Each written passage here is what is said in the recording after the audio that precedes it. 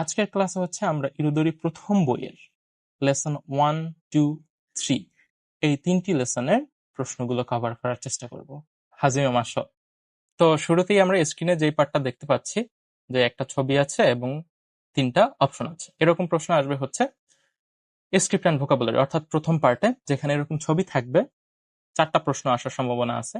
এরকম যে একটা ছবি থাকবে এবং 3টা বা 4টা অপশন থাকবে হাইয়েস্ট, সেখান থেকে যেটা সঠিক সেটা আমাদের হচ্ছে বাছাই করতে হবে।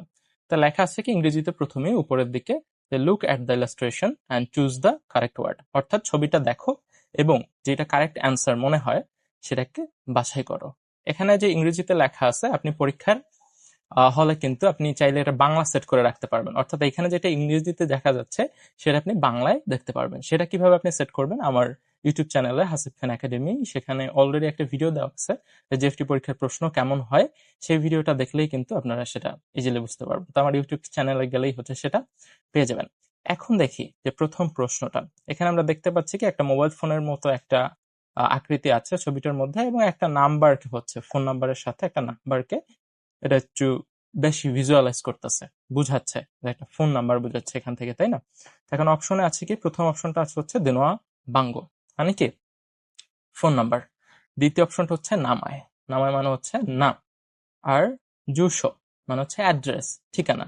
তো আমরা এখানে এই ছবিটার মধ্যে ক্লিয়ারলি দেখতে পাচ্ছি যে এটা দ্বারা কি বুঝিয়েছে, একটা ফোন নাম্বার বুঝিয়েছে। ফোন নাম্বারকে জাপানি ভাষায় কি বলে, দেনোয়া বাঙ্গো। তাহলে এখানে অ্যান্সার হবে কোনটা, দেনোয়া বাঙ্গো।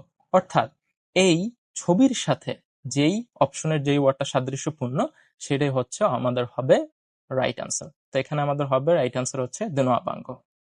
দেখি আমাদের এটা হয়েছে কিনা। এই যে, এর মানে হচ্ছে এটা সঠিক অ্যান্সার হয়েছে কিন্তু। তো এরকম কিন্তু সহজ প্রশ্ন, আপনারা এই প্রশ্নগুলো অ্যান্সার করতে কিন্তু খুবই কম টাইম লাগবে। যেমন পরেরটা আমি দেখি,